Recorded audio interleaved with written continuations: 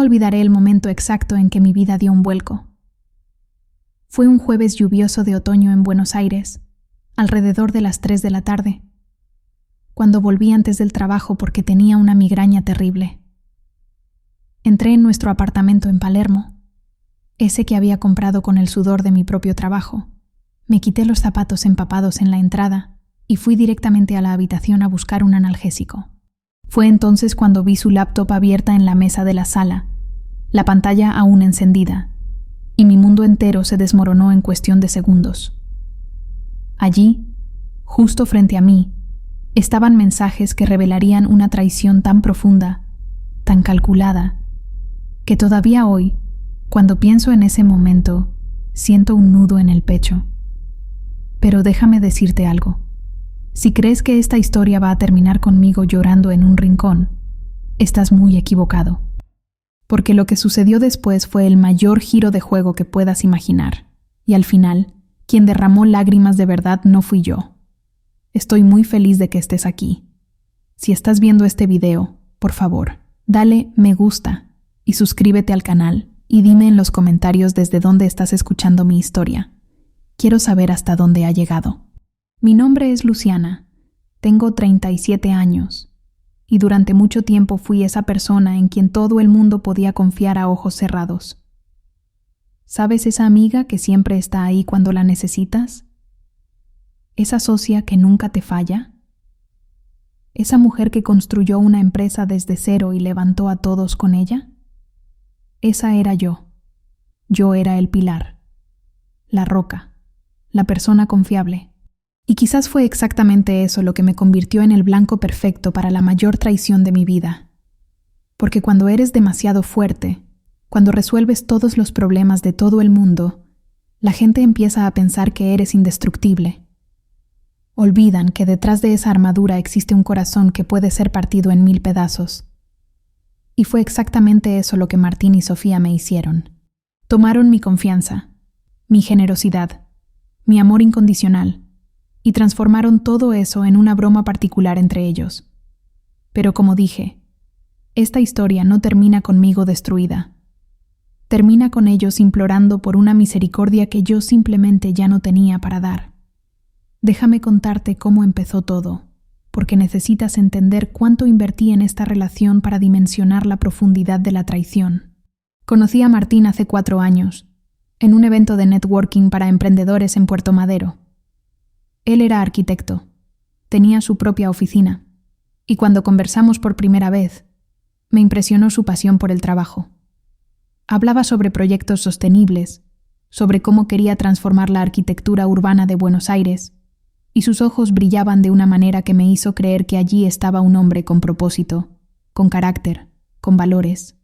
Empezamos a salir 2 semanas después de ese primer encuentro, y en los primeros meses, todo parecía demasiado perfecto para ser verdad. Él era atento, cariñoso, me presentó a su familia, conoció la mía, y rápidamente nos convertimos en esa pareja que todo el mundo envidiaba.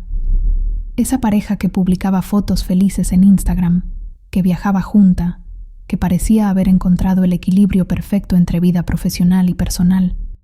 Pero la vida real, esa que sucede lejos de las cámaras y los filtros, era muy diferente de lo que la gente veía, porque mientras yo publicaba fotos sonrientes junto a Martín, secretamente estaba pagando sus cuentas cuando el dinero escaseaba. Estaba transfiriendo dinero para cubrir el alquiler de su oficina cuando los clientes retrasaban los pagos. Estaba usando mis contactos, mi reputación, mi red de relaciones construida a lo largo de años, para conseguirle proyectos, y hacía todo eso con amor, ¿sabes?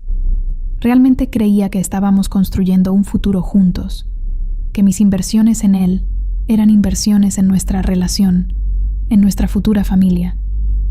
Nunca, en ningún momento, imaginé que cada peso que ponía allí estaba siendo usado para financiar mi propia destrucción. La agencia de marketing digital que fundé 7 años antes de conocer a Martín era mi orgullo, mi bebé, el resultado de noches sin dormir, de sacrificios inmensos, de mucha dedicación y trabajo duro.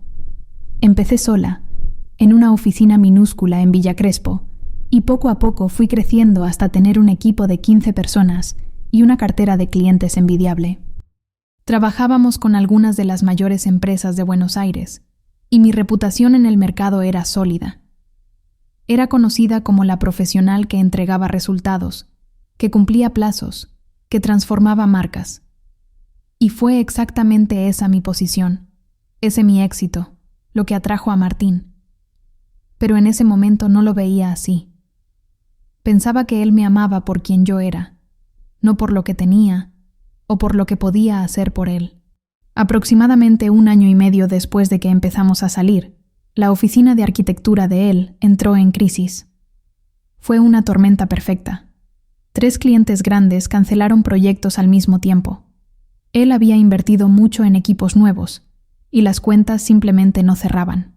Recuerdo perfectamente la noche en que llegó a mi apartamento completamente destrozado, diciendo que iba a tener que cerrar las puertas, que todo su sueño se estaba desmoronando. ¿Y qué hice yo? Lo abracé. Le sequé las lágrimas y le dije que íbamos a resolver eso juntos. Al día siguiente, transferí 50,000 pesos de mi cuenta personal a la cuenta de él. No fue un préstamo, no hubo contrato, no hubo nada formalizado. Fue un regalo, un acto de amor, de confianza ciega. Y en las semanas siguientes hice más que eso. Le presenté a mis clientes, le recomendé su trabajo, usé toda mi influencia en el mercado para asegurar que consiguiera nuevos proyectos. Y funcionó. En 3 meses, su oficina no solo se había recuperado, sino que estaba prosperando. Fue en esa época cuando Martín empezó a hablar de matrimonio. Recuerdo que estábamos cenando en un restaurante en San Telmo, celebrando un contrato grande que él había cerrado con una constructora, cuando me tomó la mano sobre la mesa y me dijo que quería pasar el resto de su vida conmigo. Mi corazón se aceleró. A los 35 años, después de algunas relaciones fallidas y de haber puesto mi carrera siempre en primer lugar, finalmente sentía que había encontrado a mi pareja de verdad. Alguien que me valoraba, que entendía mi ambición, que apoyaba mis sueños tanto como yo apoyaba los suyos. O al menos eso creía en ese momento. 3 meses después, me propuso matrimonio oficialmente, en un viaje que hicimos a Bariloche. Fue hermoso, romántico, todo lo que una mujer podría soñar. Y dije sí sin dudar ni un segundo. Los preparativos de la boda comenzaron inmediatamente. Fijamos la fecha para dentro de 1 año, tiempo suficiente para organizar todo como soñábamos. Contratamos a una wedding planner. Reservamos el salón de un hotel 5 estrellas en Puerto Madero. Empezamos a armar la lista de invitados. Y fue en todo este proceso que Sofía entró en la historia de forma aún más intensa. Sofía era mi amiga desde la universidad, una de esas amistades que crees que durará para siempre. Habíamos estudiado publicidad juntas en la Universidad de Buenos Aires, compartido apartamento durante 2 años, vivido todas esas experiencias típicas de la juventud lado a lado. Después de la graduación, seguimos caminos diferentes. Yo monté mi agencia, ella trabajó en algunas empresas de comunicación hasta decidir convertirse en influencer digital, enfocándose en lifestyle y moda. Nuestra amistad siempre fue muy cercana, pero hubo un periodo, aproximadamente 1 año antes de que la traición saliera a la luz, en que nos volvimos aún más íntimas. Sofía estaba pasando por un divorcio complicado y necesitaba un lugar donde quedarse temporalmente. Sin pensarlo 2 veces, le ofrecí la habitación de huéspedes de mi apartamento. Se quedó viviendo conmigo durante 6 meses completos. 6 meses en los que compartí mi espacio, mi comida, mi comodidad, mi hombro para que ella llorara. Yo le sostenía la mano cuando tenía crisis de ansiedad en medio de la madrugada. La aconsejaba sobre las decisiones del proceso de divorcio. La presentaba a contactos que podrían ayudar en su carrera como influencer. Y lo más irónico de todo, Martín siempre estuvo cerca durante ese periodo. Los 3 cenábamos juntos, veíamos películas en el sofá, conversábamos durante horas sobre la vida. Me parecía hermoso ver a mi prometido ser tan acogedor con mi mejor amiga, tan gentil y atento con ella durante un momento difícil. Cuando Sofía finalmente consiguió alquilar un apartamento propio y se mudó, hasta lloré un poco. Me había acostumbrado a su compañía, a esa sensación de tener a mi mejor amiga siempre cerca. Y nuestra amistad continuó aún más fuerte después de eso. Hablábamos todos los días por WhatsApp. Nos encontrábamos para almorzar al menos 2 veces por semana. Ella era prácticamente parte de la familia. Entonces, cuando llegó el momento de elegir a las damas de honor de la boda, no hubo dudas. Sofía sería mi dama de honor. Lloró cuando le hice la invitación. Me abrazó fuerte y dijo que sería el mayor honor de su vida. Ahora, mirando hacia atrás, me doy cuenta de que esas lágrimas probablemente eran de culpa. O quizás eran lágrimas de alegría por la oportunidad perfecta que estaba recibiendo de destruir mi vida por dentro, mientras fingía ser mi hermana de corazón por fuera. Aproximadamente 6 meses antes de la fecha fijada para la boda, Martín sugirió que compráramos un apartamento juntos. Su argumento tenía sentido. Estábamos siempre en mi apartamento. Él prácticamente vivía allí, y sería mejor tener un espacio que fuera verdaderamente nuestro, que eligiéramos juntos, que representara nuestro nuevo comienzo como pareja. Confieso que me emocioné con la idea. Empezamos a buscar propiedades. Visitamos decenas de opciones, hasta que encontramos el lugar perfecto en Palermo, Soho. Era un apartamento de 3 habitaciones, con un balcón hermoso, en una calle arbolada y tranquila. El precio estaba dentro de lo que yo podía pagar, pero Martín no tenía condiciones de aportar la mitad del valor de la entrada. Su oficina estaba yendo bien, pero todo el dinero estaba reinvertido en el negocio. ¿Y qué hice yo? Pagué la entrada completa, 200.000 pesos, y cuando fuimos a firmar la escritura, puse su nombre como copropietario. Después de todo, éramos una pareja. Íbamos a casarnos. Aquello sería nuestro hogar. ¿Por qué guardaría algo solo para mí?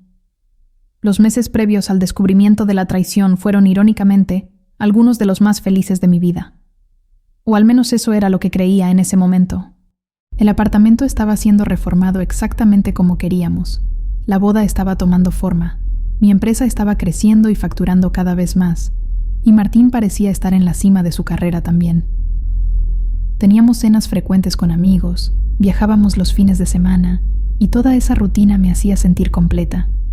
Finalmente tenía todo: la carrera exitosa, el amor de mi vida, la mejor amiga siempre cerca, y un futuro brillante por delante. Pero la verdad es que estaba viviendo una mentira construida tan perfectamente que ni las señales más obvias lograban hacerme ver lo que estaba sucediendo justo debajo de mis narices. Hubo pequeños detalles que deberían haberme alertado, pero que en ese momento simplemente ignoré o justifiqué con explicaciones racionales. Martín empezó a pasar más tiempo en el celular, siempre con esa sonrisa discreta mientras escribía mensajes. Cuando le preguntaba con quién hablaba, decía que era con clientes o con la gente de la oficina. Sofía también cambió sutilmente. Empezó a preguntar mucho sobre la rutina de Martín, sobre sus proyectos, sobre dónde estaba. En ese momento, pensé que era solo interés genuino de una amiga queriendo saber de la vida de la pareja. Hubo tardes en que llegué a casa y encontré el perfume de Sofía en el aire, y Martín explicaba que ella había pasado a dejar muestras de productos que recibía como influencer, cosas que creía que a mí me gustarían. Le agradecía su consideración, sin desconfiar absolutamente de nada. La rutina financiera también empezó a presentar algunas rarezas. Martín sugirió que abriéramos una cuenta conjunta para los gastos del apartamento y de la boda, lo que me pareció una idea práctica y madura. Empecé a depositar valores mensuales allí, siempre cantidades significativas, porque yo quería que nuestra boda fuera inolvidable y que nuestra casa tuviera todo lo mejor. Él también depositaba, pero valores mucho menores, lo que yo justificaba pensando que su oficina todavía se estaba consolidando. Nunca se me pasó por la cabeza verificar los extractos detalladamente. Confiaba. Y esa confianza ciega sería mi mayor debilidad, y posteriormente mi mayor arma. Fue Sofía quien sugirió que hiciéramos una sesión de fotos de boda elaborada. Dijo que estaba de moda hacer un evento unos días antes de la ceremonia oficial, una especie de preboda para los invitados más cercanos, con cena, música y todo. La idea me emocionó. Después de todo, estaba tan feliz que quería celebrar ese momento de la forma más especial posible. Reservamos el salón del mismo hotel donde sería la fiesta oficial para 2 semanas antes de la boda. Invitamos a 150 personas, familia, amigos cercanos y también varios clientes importantes, tanto míos como de Martín. Quería que esa noche fuera perfecta, que fuera una demostración de todo lo que habíamos construido juntos. La agencia estaba en una fase particularmente intensa en ese periodo. Habíamos acabado de ganar la cuenta de una cadena de supermercados grande y yo estaba personalmente involucrada en cada detalle de la campaña. Esto significaba reuniones constantes, horas extras en la oficina, fines de semana trabajando. Martín se quejaba a veces de que yo estaba muy ausente, muy enfocada en el trabajo, y yo me sentía culpable. Intentaba compensar siendo aún más atenta cuando estaba en casa, planeando sorpresas románticas, organizando cenas especiales. Y él aceptaba todo aquello con una sonrisa que hoy sé que era falsa. Una sonrisa de quien estaba recibiendo todo de mí mientras entregaba lo mejor que tenía a otra persona. Sofía también se quejaba de que yo estaba distante, de que apenas teníamos tiempo para nuestros almuerzos de siempre. Yo prometía que después de la boda, todo volvería a la normalidad, que esa fase intensa de trabajo era temporal. Y ella decía que entendía, que sabía lo importante que era para mí, que siempre estaría allí esperando cuando yo tuviera tiempo. Cada palabra de esas ahora me suena como una ironía cruel, porque mientras yo me mataba trabajando, mientras yo generaba el dinero que sustentaba nuestro estilo de vida, mientras yo construía el futuro que imaginaba que sería nuestro, ellos dos estaban construyendo un futuro completamente diferente. Un futuro en el que yo era solo la patrocinadora involuntaria de sus planes. El descubrimiento ocurrió 3 semanas antes de la preboda, un jueves lluvioso que comenzó como cualquier otro. Me desperté temprano, fui a la agencia, pasé toda la mañana en reuniones estratégicas. Alrededor del mediodía, empecé a sentir una migraña terrible, de esas que te dejan completamente incapacitada. Avisé a mi equipo que iba a trabajar desde casa por la tarde, recogí mis cosas y volví al apartamento. Martín no estaba, lo que era normal porque solía pasar las tardes en su oficina. Entré, me quité los zapatos empapados por la lluvia y fui directamente a buscar un medicamento en la habitación. Cuando volví a la sala con el vaso de agua en la mano, mi mirada cayó sobre la laptop de Martín que estaba abierta en la mesa de centro. La pantalla aún estaba encendida, y aquello era extraño porque él nunca, absolutamente nunca, dejaba el computador desbloqueado. Era casi obsesivo con la privacidad digital. Siempre cerraba todo, siempre ponía contraseña a todo. Mi primera reacción fue simplemente cerrar el aparato, pero algo me detuvo. Quizás fue intuición femenina, quizás fue el universo finalmente dándome una señal que no podría ignorar. Me acerqué y vi que estaba abierto el WhatsApp web, y la conversación activa en la pantalla era con Sofía. Mi corazón empezó a latir más rápido. No era necesariamente sospechoso que ellos hablaran, después de todo, éramos todos amigos cercanos. Pero había algo en la intimidad de esa conversación, en la forma en que estaban escritos los mensajes, que hizo que mi estómago se revolviera. Leí el último mensaje que ella había enviado, solo unos minutos antes. No puedo esperar para esta noche, amor. Dijiste que ella iba a quedarse hasta tarde en la agencia, ¿verdad? La palabra amor saltó de la pantalla como una bofetada en mi cara. Empecé a deslizar la conversación hacia arriba y cada mensaje que leía era como una puñalada en el pecho. Había mensajes de buenos días con corazones, fotos íntimas, planeamientos de encuentros secretos, y cuanto más subía en la conversación, más percibía la extensión de aquella traición. No eran solo mensajes románticos. Había planes concretos, conversaciones sobre el futuro, sobre lo que ellos harían después de la boda.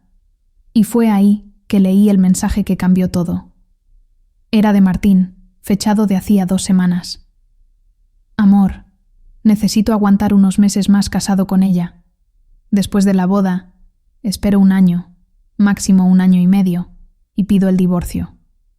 Con la división de bienes, nos quedaremos con al menos la mitad de lo que ella tiene.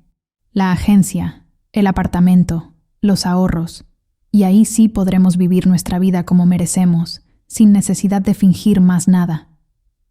La respuesta de Sofía fue aún peor. Lo sé, mi amor. Es difícil verte teniendo que besar a esa idiota, teniendo que dormir a su lado. Pero piensa que todo es temporal. Pronto ella estará llorando sola mientras nosotros estaremos disfrutando de su vida, con su dinero. La estúpida trabaja tanto que ni se da cuenta de que está financiando su propia ruina. Mis manos temblaban tanto que casi se me cae el vaso de agua. Leí aquello 1, 2, 3 veces, intentando procesar la información. No era posible. No podía ser verdad. Pero estaba allí, en blanco y negro, o mejor dicho, en los mensajes azules y blancos de WhatsApp. Seguí deslizando, y encontré conversaciones que databan de más de un año atrás. Ellos estaban juntos desde hacía más de un año. Durante todo el tiempo en que Sofía vivió en mi apartamento, durante todas esas cenas en que los tres estaban juntos, durante todas esas veces en que yo le sostuve la mano mientras ella lloraba por su divorcio. Su divorcio había sido 6 meses antes de que ella viniera a vivir conmigo, lo que significaba que cuando ella se mudó a mi apartamento, ella y Martín ya estaban teniendo un romance. Ella había usado la excusa del divorcio, de la necesidad de un lugar donde quedarse, para tener acceso total a mi prometido, a mi vida, a mis recursos. Había fotos de ellos juntos en lugares que yo reconocía, su apartamento, hoteles en barrios a los que yo nunca iba.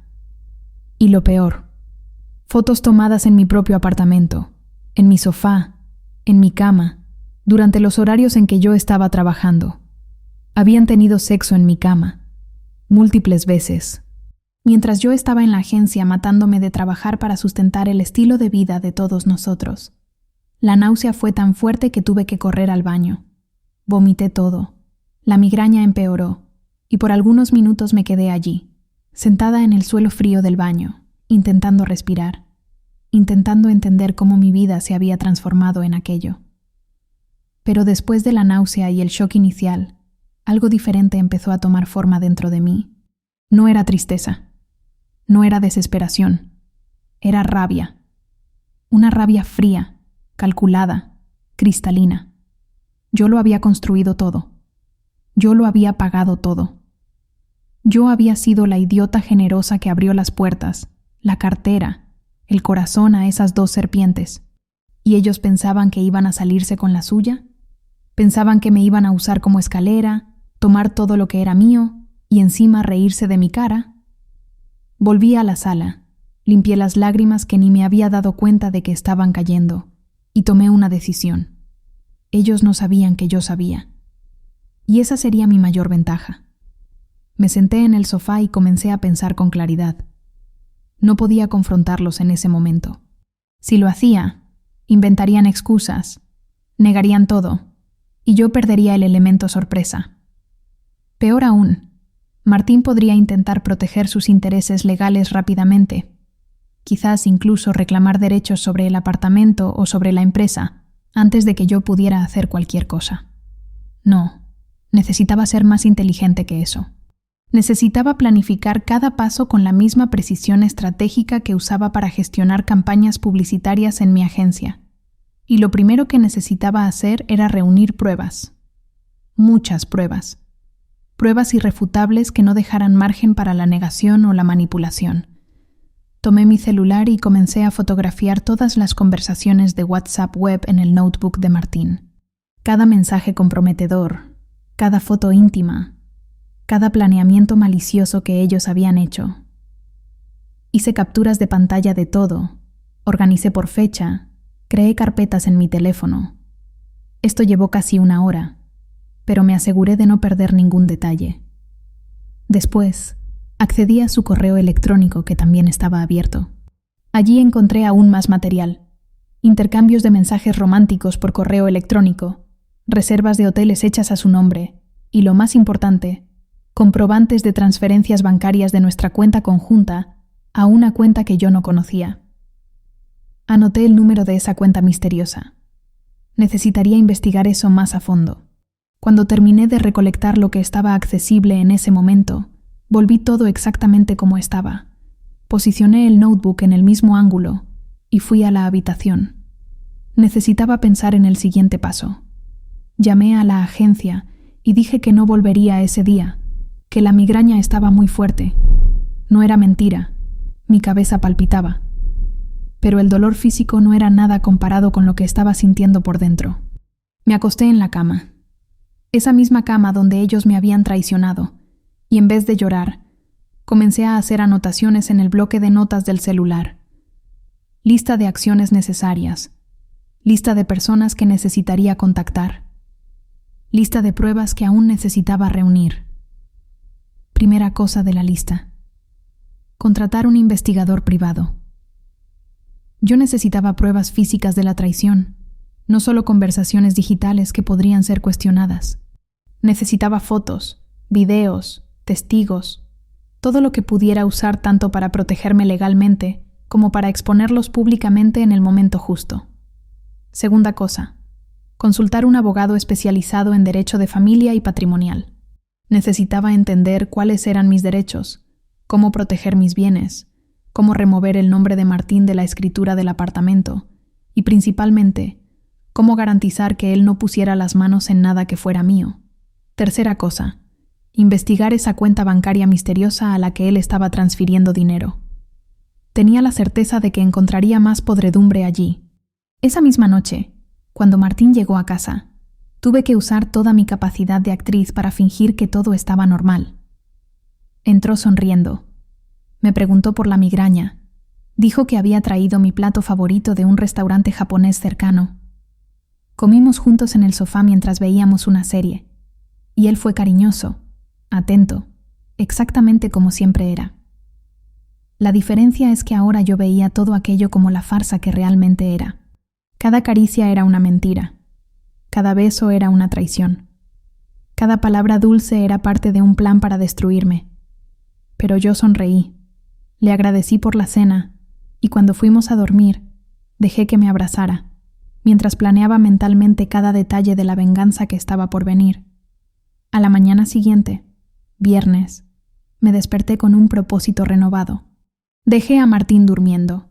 Fui a la agencia más temprano de lo normal, y antes incluso de encender la computadora, tomé mi celular y comencé a hacer llamadas. La primera fue para un investigador privado que me había recomendado una clienta mía que había pasado por un divorcio complicado. Le expliqué la situación de forma objetiva, sin entrar en detalles emocionales, y él me dijo que podría empezar inmediatamente. Le envié toda la información que tenía: direcciones, rutinas, matrículas de coche, números de teléfono. Me garantizó que en una semana tendría material suficiente para usar en cualquier proceso legal. La segunda llamada fue a un bufete de abogados renombrado en Buenos Aires, especializado en casos de patrimonio y derecho de familia. Conseguí una consulta de emergencia para esa misma tarde. Cuando llegué allí, después del horario de oficina en la agencia, fui recibida por una abogada llamada Doctora Fernández, una mujer de unos 50 años, con una mirada aguda y una postura que transmitía competencia absoluta. Le conté todo. Le mostré las capturas de pantalla de las conversaciones. Le expliqué la situación del apartamento y de la cuenta conjunta.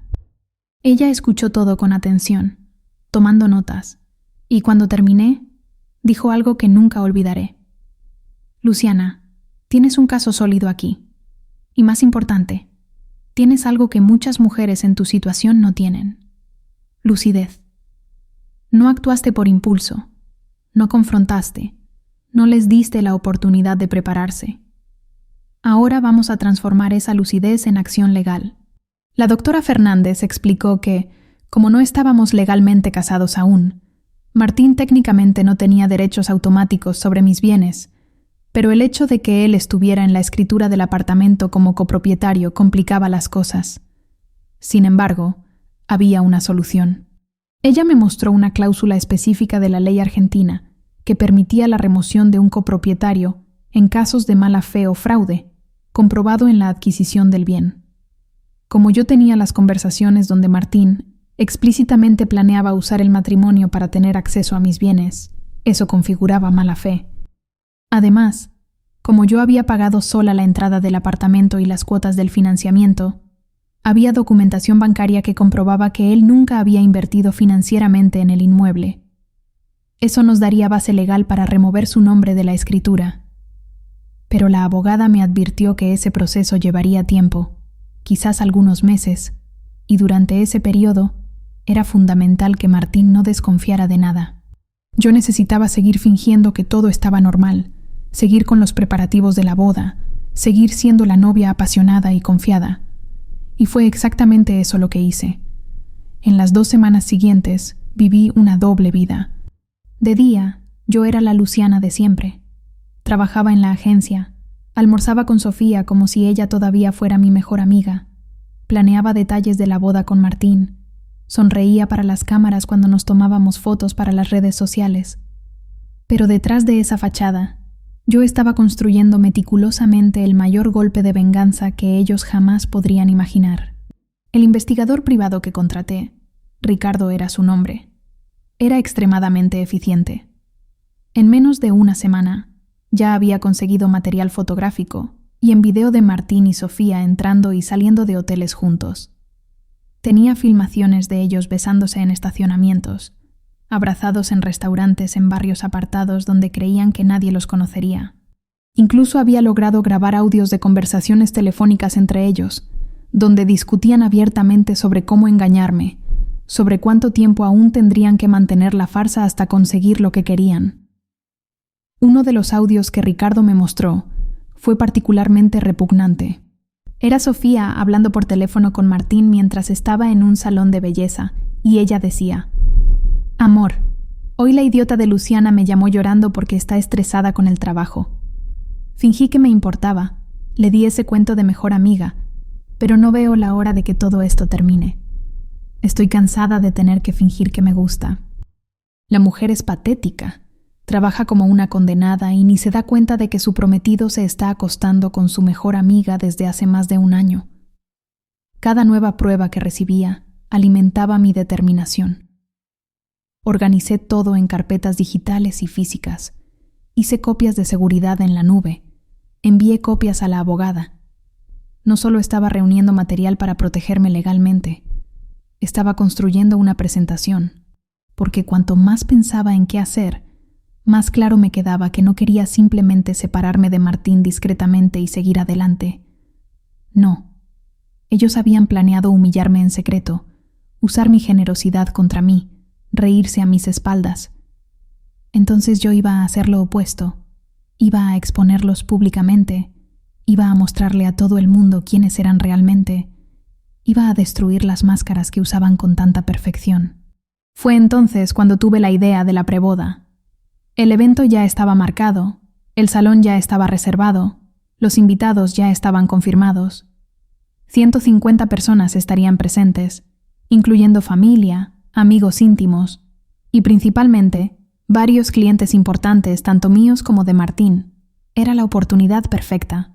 La tradición en las prebodas era tener discursos, presentaciones en video mostrando fotos de la pareja, momentos emocionantes de celebración del amor. Pero mi preboda sería diferente, muy diferente. En lugar de celebrar un amor falso, yo iba a exponer una traición real. Y lo iba a hacer de la forma más espectacular posible. Hablé con la doctora Fernández sobre el plan, y ella me advirtió sobre las implicaciones legales. Exponer a alguien públicamente podría generar demandas por difamación, pero solo si el contenido expuesto era falso. Como todo lo que yo iba a mostrar era verdadero y comprobable, yo estaba protegida legalmente. Ella incluso sugirió algunos ajustes al plan para garantizar que todo se hiciera dentro de la ley. Lo importante era que yo no hiciera acusaciones sin pruebas y que todo el material presentado fuera auténtico y verificable. Y en cuanto a eso, no tenía ninguna preocupación. El material que tenía en mis manos era tan abundante y tan comprometedor que no habría forma de que ellos negaran nada. Contraté a un editor de video profesional, alguien ajeno a mi círculo social, que no conocía a ninguna de las personas involucradas. Le pasé todas las pruebas, las capturas de pantalla de las conversaciones, las fotos del investigador, los videos, los audios. Le expliqué que necesitaba una presentación editada de forma profesional, con subtítulos claros, marcas de tiempo visibles, evidencias organizadas cronológicamente. El video necesitaba contar una historia completa e irrefutable. Él trabajó durante 5 días intensos, y el resultado fue una producción de 15 minutos que era al mismo tiempo devastadora y cinematográfica. Comenzaba con fotos hermosas mías y de Martín durante nuestra relación. Luego introducía a Sofía como mi mejor amiga, y entonces, gradualmente, revelaba la verdad detrás de aquellas imágenes felices. El video era una obra maestra de edición estratégica. Comenzaba románticamente, con una música suave de fondo y fotos de nuestro primer año de relación. Imágenes de viajes, cenas, sonrisas genuinas de la época en que yo todavía creía que todo aquello era real. Luego mostraba el crecimiento de la relación, las fotos de la reforma de la oficina de Martín que yo financié, imágenes de él celebrando contratos que consiguió a través de mis contactos. Entonces, Sofía entraba en la narrativa, con fotos de nosotras dos desde la universidad, mostrando años de amistad, seguidas por imágenes de ella viviendo en mi apartamento durante su divorcio. Todo muy bonito, muy emocionante, exactamente el tipo de video que la gente esperaría ver en una preboda. Pero ahí la música cambiaba. El tono se volvía más sombrío y comenzaban a aparecer los primeros mensajes. Inicialmente mensajes aparentemente inocentes entre Martín y Sofía, pero con marcas de tiempo que mostraban que fueron enviados durante el periodo en que ella vivía conmigo. Después venían mensajes más comprometedores, con apodos cariñosos, emojis de corazón, planeamiento de encuentros secretos. El editor tuvo el cuidado de destacar fechas específicas, mensajes románticos intercambiados el mismo día en que publicamos fotos felices de los 3 juntos en las redes sociales. Conversaciones de ellos burlándose de mí mientras yo estaba trabajando para sustentar nuestro estilo de vida. Y entonces venían las fotos y videos del investigador privado. Imágenes claras, incontestables, de Martín y Sofía besándose, entrando en hoteles, abrazados en autos estacionados. Pero el verdadero impacto venía en la parte final del video. Era allí donde entraban las conversaciones sobre su plan de usarme financieramente. Los mensajes donde Martín decía exactamente cuánto tiempo iba a aguantar casado conmigo antes de pedir el divorcio para quedarse con la mitad de mis bienes. Los audios donde Sofía me llamaba idiota, patética, patrocinadora involuntaria de su romance. Y para finalizar, la presentación incluía documentos bancarios, mostrando las transferencias que Martín hacía de nuestra cuenta conjunta a una cuenta a nombre de Sofía. Cada centavo que él desvió estaba documentado allí, con fecha, valor y destino. El video terminaba con una pantalla negra y una única frase en letras blancas. Esta es la historia real detrás del cuento de hadas que ustedes creían estar celebrando hoy. En los días previos a la preboda, mantuve la actuación de novia feliz con absoluta perfección. Sofía y yo fuimos juntas a buscar nuestros vestidos para el evento. Cené con la familia de Martín, sonreí para sus fotos con su madre, abracé a sus padres que siempre fueron tan cariñosos conmigo. La culpa que sentía por engañarlos, por saber que iba a destruir públicamente a su hijo, era grande. Pero ellos necesitaban saber quién era realmente su hijo. Todo el mundo necesitaba saberlo. La víspera de la preboda, Martín me llevó a cenar a un restaurante romántico. Estaba particularmente atento esa noche. Me tomó la mano sobre la mesa. Habló de lo feliz que estaba con nuestra vida juntos, de los planes que tenía para nuestro futuro. Cada palabra era una farsa, pero él actuaba tan bien que si yo no supiera la verdad, habría creído completamente. Llegó finalmente el día de la preboda.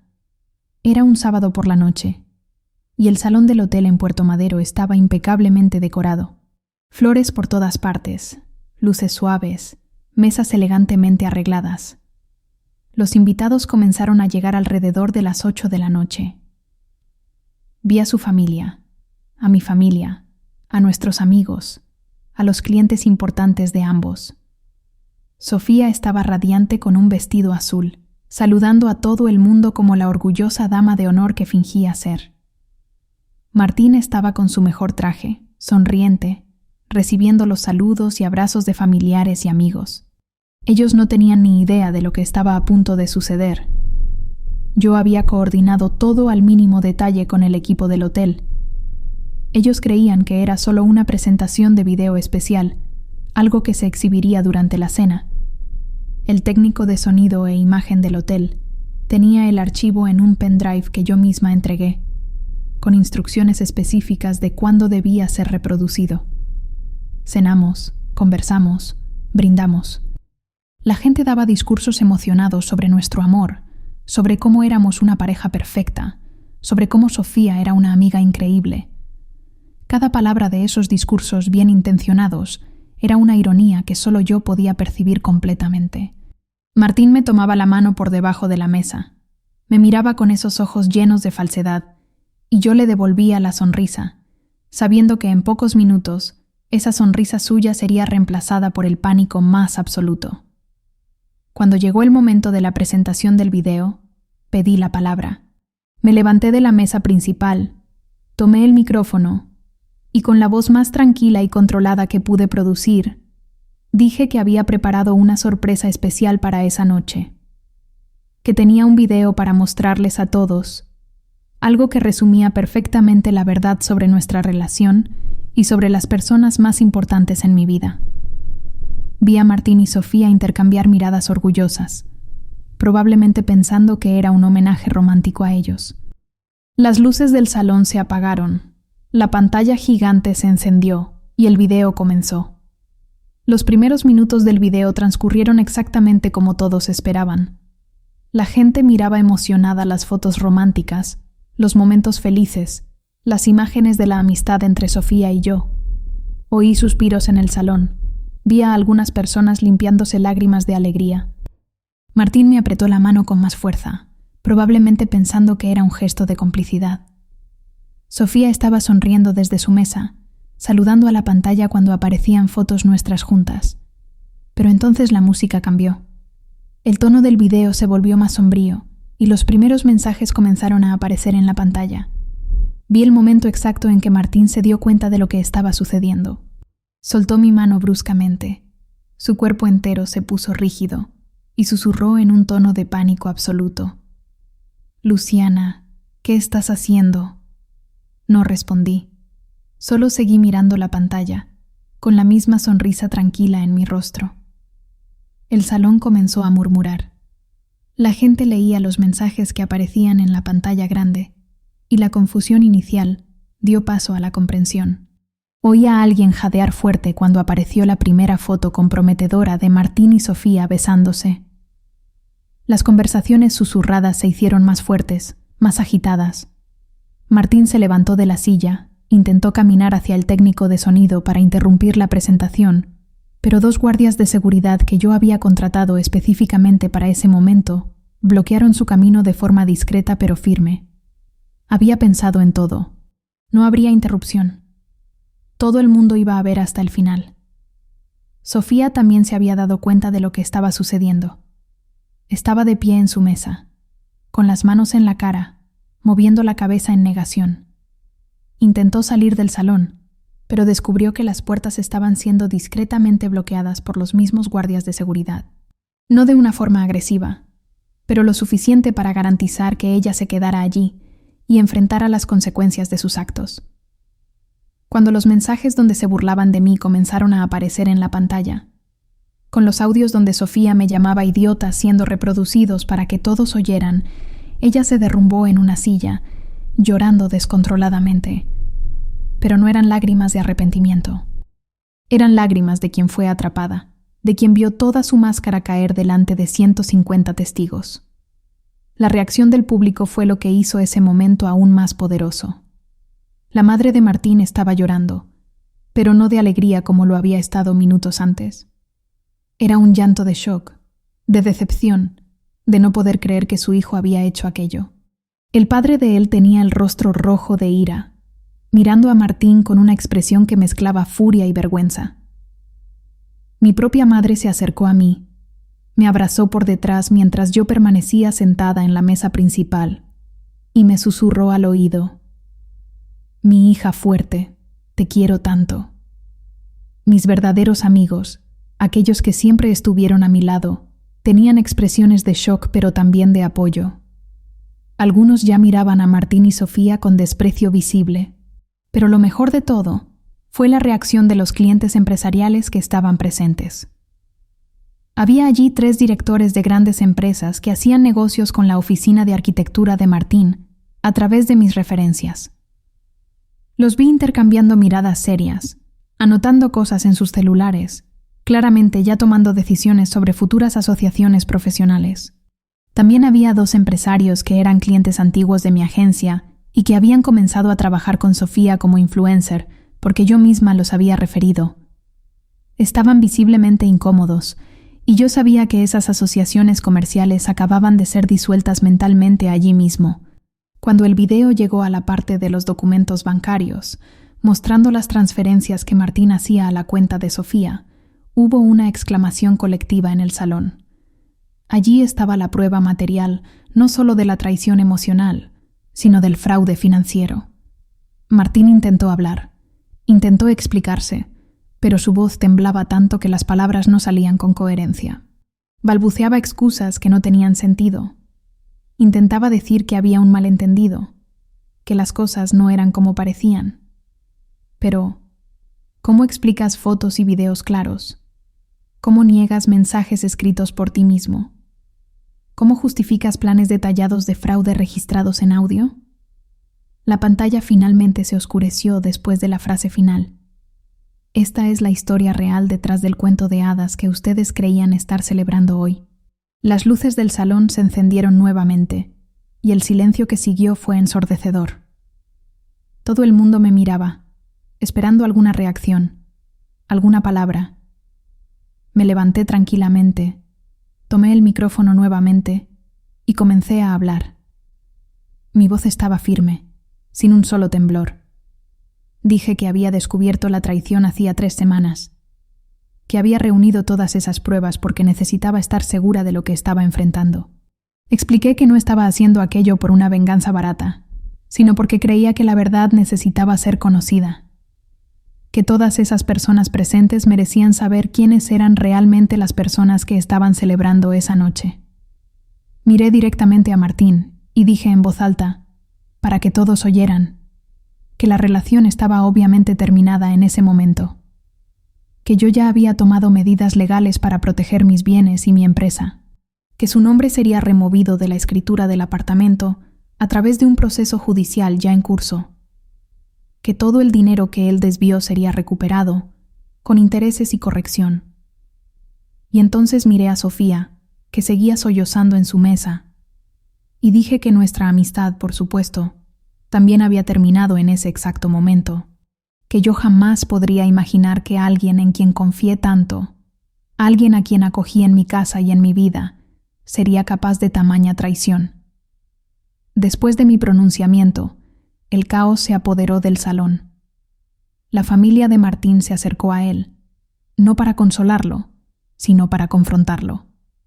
Su padre estaba visiblemente furioso, gritándole a su hijo sobre honor, sobre carácter, sobre cómo había sido criado. Su madre lloraba copiosamente, repitiendo que no creía que su hijo hubiera hecho aquello, que sentía vergüenza de llamarlo hijo en ese momento. Los hermanos de Martín, 2 hombres que siempre fueron muy respetuosos conmigo, le dieron la espalda literalmente, saliendo del salón sin decir una palabra. La relación de su familia con él se estaba desintegrando allí mismo, delante de todo el mundo, y yo no sentía ni una pizca de pena. Sofía intentó acercarse a mí. Se tambaleó entre las mesas, con el maquillaje completamente corrido por las lágrimas, implorando que escuchara su versión de la historia. Dijo que podía explicar, que las cosas no eran exactamente como parecían, que ella me amaba como amiga y que todo se había salido de control. Pero antes de que ella se acercara a mí, mi madre se interpuso entre nosotras 2 y con una firmeza que nunca le había visto, le dijo a Sofía que se alejara inmediatamente o ella misma llamaría a seguridad para que la retiraran a la fuerza. Mis amigos verdaderos formaron una especie de barrera humana a mi alrededor, protegiéndome de cualquier intento de aproximación tanto de ella como de Martín. Los invitados comenzaron a salir gradualmente del salón. Algunos se acercaron a mí antes de irse, me abrazaron, me dijeron palabras de apoyo y solidaridad. Una de las clientas de mi agencia, una mujer a la que admiraba mucho, me tomó las manos y me dijo algo que nunca olvidaré. Luciana, lo que hiciste aquí hoy fue lo más valiente que he visto. No te permitiste ser una víctima silenciosa. Convertiste tu dolor en poder. Eres una inspiración. Otros clientes empresariales también se despidieron, y varios de ellos ya dejaron claro allí mismo que estaban rompiendo relaciones comerciales con Martín. Uno de los directores que había contratado la oficina de arquitectura de él dijo delante de mí que el primer día hábil siguiente cancelaría todos los contratos en curso, porque no hacía negocios con personas sin carácter. Martín intentó abordarme cuando el salón ya estaba casi vacío. Los guardias de seguridad permitieron que se acercara, porque en ese punto yo ya estaba rodeada por personas de mi confianza y él no representaba una amenaza física. Él estaba completamente destrozado, llorando sin control, diciendo que había cometido el mayor error de su vida, que me amaba de verdad, que Sofía lo había seducido, que él estaba confundido. Cada palabra que salía de su boca era más patética que la anterior. Intentó echar la culpa al estrés, a la presión profesional, a todo menos a sí mismo. Pero yo no dije nada. Solo lo miré con una frialdad que yo misma no sabía que era capaz de sentir. Cuando él se dio cuenta de que no conseguiría ninguna reacción mía, que sus lágrimas y súplicas no hacían ninguna diferencia, finalmente salió del salón tambaleándose, solo, sin su familia, sin sus amigos, sin nada. Sofía fue la última en salir. En ese punto había dejado de llorar y estaba en estado de shock. No intentó acercarse más a mí. Solo tomó su bolso y caminó hacia la salida, pero antes de irse, se volvió hacia mí y dijo una única frase. «Te vas a arrepentir de esto, Luciana. Acabas de destruir 2 vidas por un error». Esa frase me enfureció más que cualquier cosa que había sucedido hasta allí. Di unos pasos en su dirección y respondí con una voz tan helada que la hizo retroceder. ¿Error? Ustedes planearon esto por más de 1 año. Ustedes se rieron de mí, me usaron, durmieron en mi cama, robaron mi dinero. Eso no fue un error, Sofía. Fue una elección consciente y calculada. Y quienes destruyeron sus propias vidas fueron ustedes. Yo simplemente me negué a ser cómplice silenciosa de mi propia destrucción. Cuando finalmente todos salieron y el salón quedó vacío, yo todavía estaba allí, sentada en la mesa principal, rodeada por mis padres y mis amigos más cercanos. Fue solo en ese momento, cuando no tenía a nadie más a quien impresionar, ninguna actuación que mantener, que finalmente me derrumbé. Lloré como no lo hacía en años. No eran lágrimas de arrepentimiento por lo que había hecho, eran lágrimas de alivio. Alivio por finalmente haber sacado esa verdad que estaba atragantada en mi garganta hacía semanas. Alivio por no tener que fingir más, por no sonreír más a quienes me traicionaban, por no compartir más mi casa y mi vida con personas que querían destruirme. Mi madre me abrazó y me dejó llorar todo lo que necesitara, sin intentar consolarme con palabras vacías, solo sosteniéndome. Pero incluso en medio de esas lágrimas, una parte de mí ya estaba planeando los próximos pasos, porque la exposición pública había sido solo el comienzo. Ahora venía la parte legal, la parte que garantizaría que ellos no solo perdieran la reputación, sino que también pagaran por las consecuencias concretas de sus actos. El lunes siguiente, mi abogada ya había programado las primeras audiencias. El proceso para remover el nombre de Martín de la escritura del apartamento estaba avanzando rápidamente, especialmente después de que el juez vio todo el material probatorio que teníamos. El video que mostré en la preboda había sido entregado oficialmente como prueba judicial. Las conversaciones, los audios, los documentos bancarios, todo estaba siendo usado para construir un caso irrefutable. Los días que siguieron a la preboda fueron una montaña rusa de emociones, pero también de victorias concretas. La historia se extendió como fuego por la comunidad empresarial de Buenos Aires. No tardó ni 48 horas para que el video se filtrara en las redes sociales. Yo no fui quien lo publicó, pero alguien que estuvo presente esa noche obviamente grabó partes de la exhibición y lo compartió en línea. En cuestión de días, la historia estaba en todos los grupos de WhatsApp, en páginas de chismes, en foros de discusión. Sofía, que había construido toda su carrera como influencer basada en autenticidad y confianza, vio su mundo desmoronarse de la noche a la mañana. Perdió más del 80% de sus seguidores en menos de una semana. Marcas que pagaban por publicidad en sus publicaciones cancelaron contratos inmediatamente, algunas incluso exigiendo compensación por daños a la imagen. Martín tuvo un destino aún peor profesionalmente. Todos los 3 contratos grandes que tenía en curso fueron cancelados. Los clientes alegaron ruptura de confianza y carácter dudoso, diciendo que no podían asociar sus empresas a alguien con esa reputación. Su oficina de arquitectura, que ya no era tan sólida financieramente como él fingía ser, simplemente no pudo sobrevivir a la pérdida repentina de esos ingresos. En 2 meses, tuvo que cerrar las puertas, despedir a los 3 empleados que tenía y devolver el espacio comercial que alquilaba. Supe por terceros que intentó conseguir empleo en otras oficinas, pero ninguna quería contratarlo. Su reputación estaba destruida de forma irreversible en ese mercado. En el lado legal, las cosas avanzaron exactamente como la doctora Fernández había previsto. El juez que analizó el caso quedó choqueado con el nivel de planificación del fraude que Martín había orquestado. Los mensajes donde él explícitamente hablaba sobre casarse conmigo solo para tener acceso a mis bienes fueron considerados prueba irrefutable de mala fe. En 3 meses, conseguí no solo remover su nombre de la escritura del apartamento, sino también una orden judicial determinando que me resarciera por todo el dinero que desvió de nuestra cuenta conjunta. Fueron casi 80,000 pesos que él había transferido a la cuenta de Sofía a lo largo de 1 año. El juez determinó que ambos eran responsables solidarios por la devolución, así que tanto Martín como Sofía tuvieron que vender bienes personales para pagarme. Sofía tuvo que vender su coche, un SUV importado que ella adoraba y que usaba en muchos de sus posts en Instagram.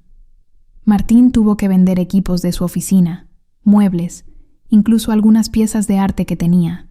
Verlos teniendo que deshacerse de cosas materiales para resarcirme fue satisfactorio de una manera que es difícil describir. No era por el dinero en sí, era por la justicia concreta que se estaba haciendo. Era para que entendieran que las acciones tienen consecuencias reales, tangibles, que no se puede simplemente usar a las personas y salir impune. La doctora Fernández aún logró incluir intereses y corrección monetaria en el valor, así que al final tuvieron que pagarme casi 100,000 pesos. Pero, ¿sabes qué fue más satisfactorio que cualquier victoria legal o financiera? Fue la reconstrucción de mi propia vida. En los primeros meses después de la preboda, admito que fue difícil. Tenía noches en que me despertaba en medio de la madrugada con el corazón acelerado, repasando mentalmente cada momento de esa traición, preguntándome cómo no me había dado cuenta antes. Tenía días en que la rabia volvía con toda su fuerza y necesitaba respirar hondo para no dejar que aquello me consumiera.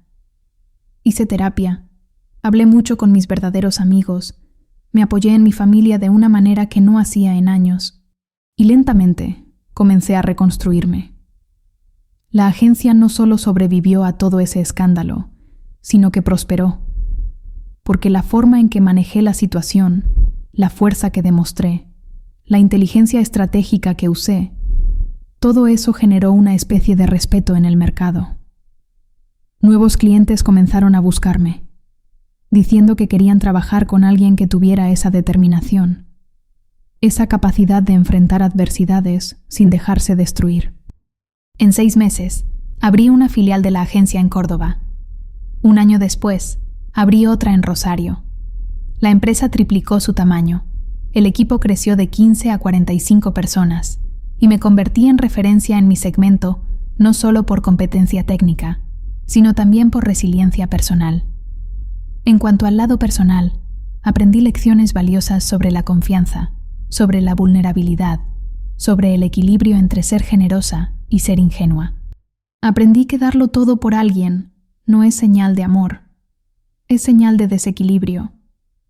Aprendí que las relaciones saludables se construyen en reciprocidad, no en sacrificio unilateral.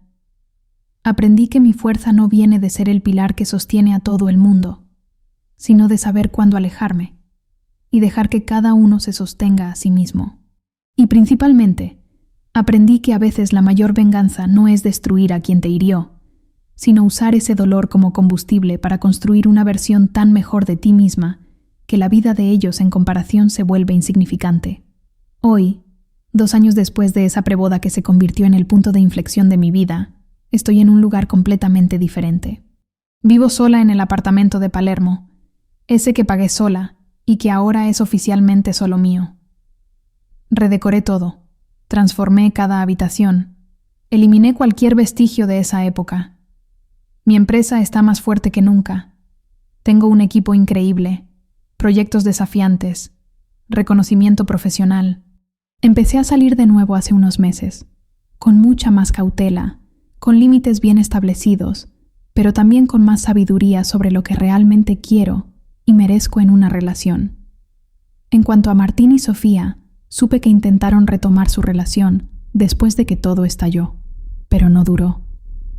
Sin el dinero que me desviaban, sin las carreras que tenían antes, sin la farsa que sustentaba su romance, no les quedó nada. Se separaron de forma amarga, cada uno culpando al otro por la destrucción mutua. Martín volvió a vivir con sus padres, quienes hasta hoy apenas le hablan. Sofía tuvo que cambiar de ciudad porque no soportaba más las miradas de juicio en Buenos Aires. ¿Y yo? Yo estoy exactamente donde merezco estar, libre, fuerte, dueña de mi propia historia, rodeada de personas que genuinamente me aman y me respetan. Si existe una lección que yo podría dejar a cualquier persona que esté pasando por una traición, por una decepción profunda, es esta: tienes una elección. Puedes dejar que esa traición te defina, te destruya, te transforme en una víctima permanente. O puedes usar ese dolor como el combustible más poderoso que existe para reconstruir tu vida de una forma aún mejor que antes. Yo elegí la segunda opción, y no me arrepiento ni un segundo de haber expuesto públicamente a quienes me traicionaron, porque la verdad no necesita esconderse en las sombras. La verdad merece luz, merece ser vista, merece consecuencias. Y quien juega con fuego, tarde o temprano, se quemará. Al final de cuentas, mi prometido me traicionó, sí. Mi mejor amiga me apuñaló por la espalda, sí. Pero quienes lloraron de verdad, quienes perdieron todo, quienes tuvieron que enfrentar las consecuencias devastadoras de sus propios actos, fueron ellos. Yo simplemente me negué a ser cómplice silenciosa de mi propia destrucción. Y esa es la mayor victoria que alguien puede tener: transformar traición en un nuevo comienzo, dolor en poder y humillación en triunfo absoluto.